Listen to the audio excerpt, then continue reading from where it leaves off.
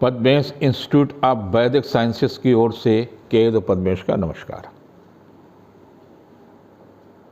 जब कोई ग्रह परिवर्तित होता है तो उसका प्रभाव मनुष्य पर ही नहीं प्रकृति पर भी पड़ता है,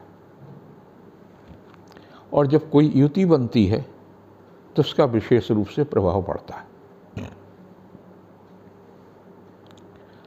21 अप्रैल को बृहस्पति और राहु का मिलन होगा, यानी युति होगी। बृहस्पति के साथ में जब राहु मिलेगा तो गुरु चंडाल योग बन जाएगा। बृहस्पति देवताओं के गुरु है। क्या सामर्थ्य गुरु की होती है, और वो भी देवताओं के। लेकिन जब संगत बुरी हो जाती है तो गुरु चंडाल योग बन जाता है। जब गुरु चंद्रमा के साथ मिलता है तो गज केसरी योग बनता है, सम्मान की पराकाष्ठा होती है। और जब राहु के साथ मिलता है तो चंडाल योग बन जाता है। गुरु चंडाल योग 21 अप्रैल से और 30 अक्टूबर के बीच में रहेगा। आप अपने जिंदगी में जो कुछ भी चल रहा है उसमें किसी चंडाल को प्रवेश मत दें। ऐसे व्यक्ति को प्रवेश न दें जिनकी नियत आपकी संपत्ति पर, आपके सम्मान पर, आपको चोट देने की हो। आपको तरह तरह के प्रलोभन मिल सकते हैं। साझे में कर लेते हैं, इसमें बहुत सारी कमाई हो जाएगी। बिल्कुल सतर्क रहिए। कहीं ऐसा तो नहीं है कि जो कुछ भी है वो हमारा सारा डुबो दे और आप सड़क पर आ जाए। प्रलोभन में ऐसा भी मत आइए कि हमें तो भाई बच्चों को ही सारा सब कुछ देना है। इस कालखंड में आपने जो अगर ये निर्णय ले लिया कि हम सब बच्चों के नाम कर दें, और आपकी पेंशन है, आपका मकान है, और उसके बाद में आपके साथ में कुछ अन्याय हो जाए तो उसके लिए आप केवल और केवल आप जिम्मेदार होंगे। उन दुखों को जो आए दिन आता है। आज ही एक समाचार पत्र में प्रकाशित था कि मेरे बेटे के पास 30 करोड़ की संपदा है और उसका बेटा IAS है। हम मर रहे हैं क्योंकि कई दिनों से मुझे खाने को नहीं मिला, अपमानपूर्वक जीवन जी रहे थे। ये स्थितियां कैसे हैं, क्यों हैं? इन्हीं योगों के कारण से। और जब ये आकाश में योग बनता है तो ऐसी परिस्थितियां, ऐसी सूझ आप गलती कर बैठते हैं। भावुकता में कर बैठे, या भयवश कर बैठे, या संबल की आस में कर बैठे, या लोभ में कर बैठे। आपका मित्र महिला भी हो सकती, पुरुष भी हो सकते। ये कालखंड मानव जात के लिए सतर्क रहने का है। जो सतर्क रहेगा उसमें किसी प्रकार का कोई नुकसान नहीं है। आप कितने भी बड़े धार्मिक हों, कितने ही बड़े भक्त हों, कितनी ही साधना कर रहे हों, कितनी ही दयालु और करुणा से भरे हों, लेकिन जब योग आता है तो किसी को नहीं छोड़ता है। देश के सर्वोच्च पद पर हो या सामान्य जीवन जीत रहे हों, योग का असर जरूर होता है। ग्रह नक्षत्रों ने भगवान श्री राम को 14 वर्ष का वनवास दे दिया, और उससे पहले भी बालकाल में भी उनको बहुत सारा कष्ट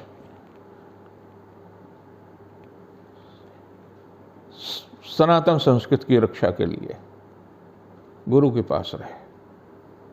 7 वर्ष की आयु में गुरु के पास चले जाते हैं और 28 वर्ष की आयु में भगवान श्री राम का विवाह होता तब वो वापस आते हैं। अर्थात 21 वर्ष तक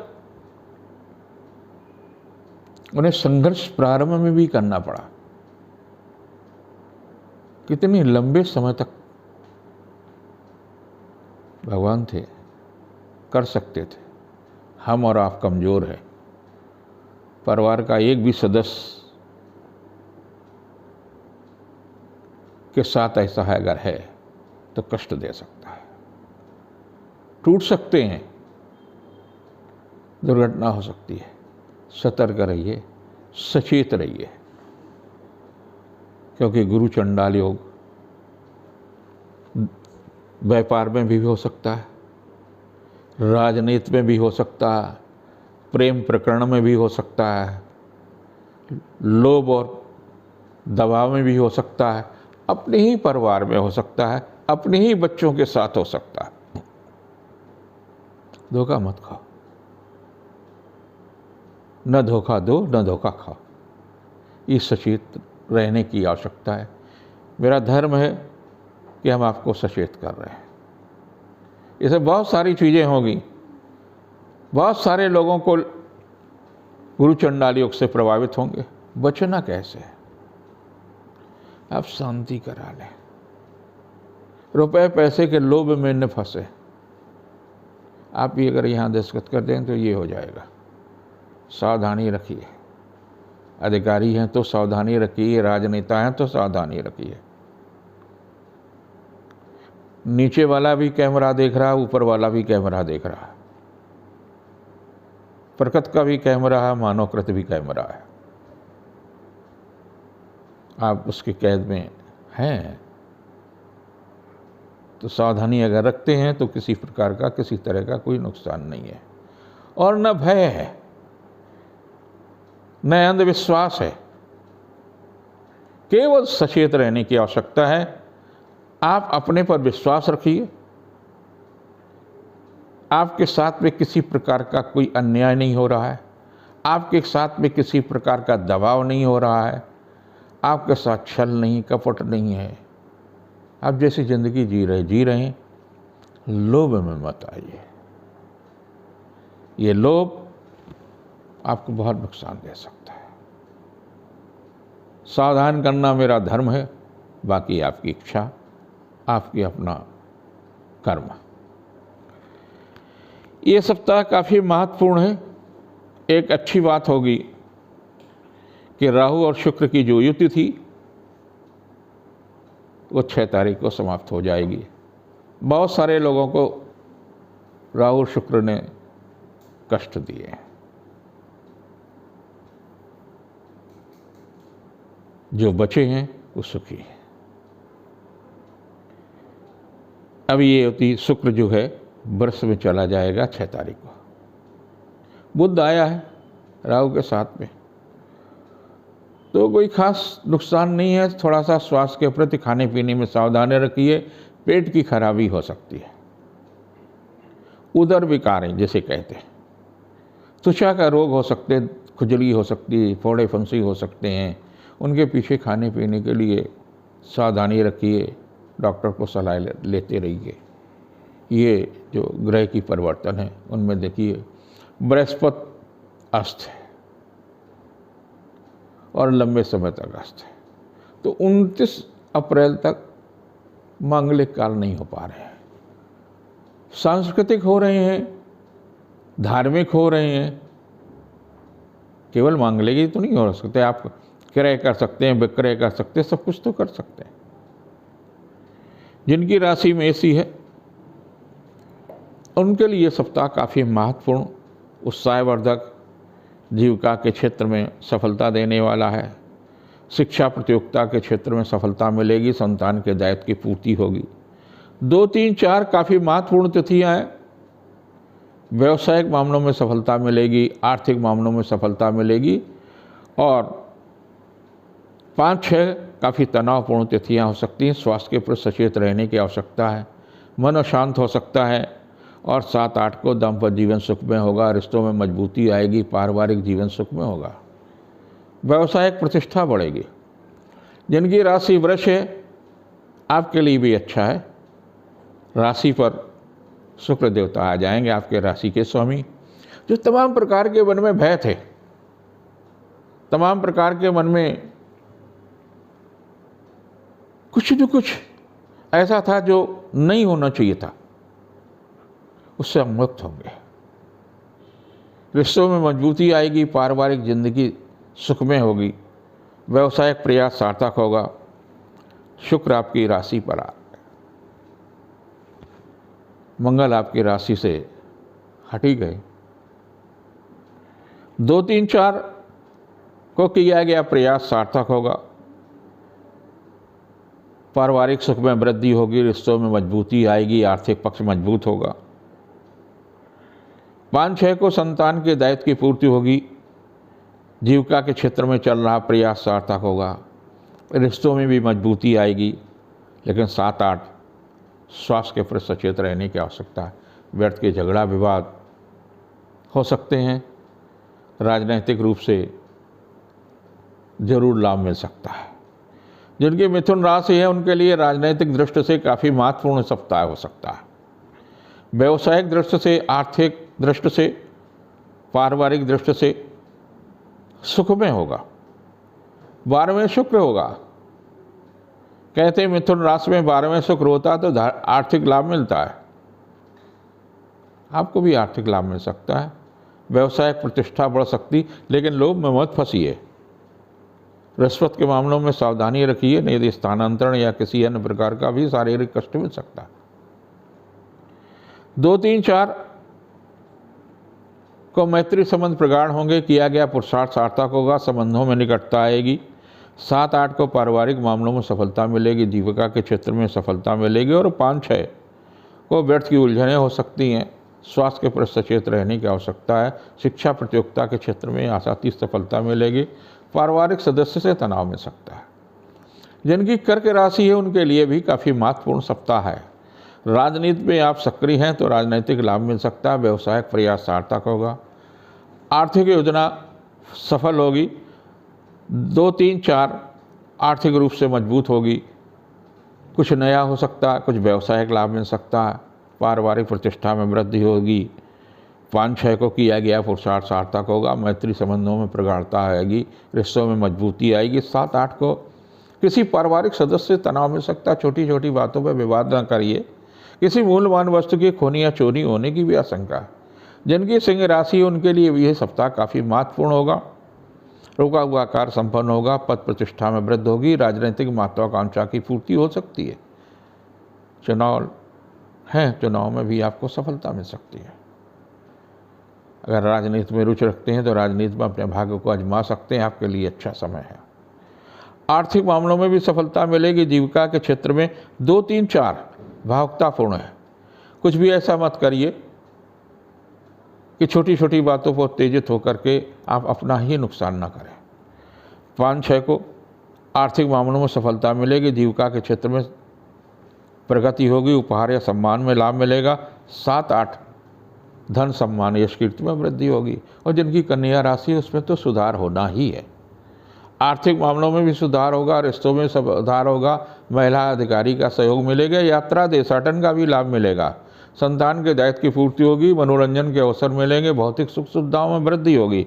2, 3, 4 यात्रा के लिए काफ़ी महत्वपूर्ण तिथियाँ हैं। देशाटन, सुख शांति समृद्धि में वृद्धि होगी। 5-6 को भी काफ़ी उत्साह रहेगा, संतान के दायित्व की पूर्ति होगी, आर्थिक पक्ष मजबूत हो गई। 7-8 को भौतिक दिशा में संपन्नता मिलेगी, यश और कीर्ति में वृद्धि होगी। जिनकी तुला राशि है, उनके लिए भी काफ़ी महत्वपूर्ण ये सप्ताह हो सकता है। स्वास्थ्य के प्रति सचेत रहने की आवश्यकता है। व्यवसायिक दृष्टि से उत्तम है, चली आ रही समस्या का समाधान होगा।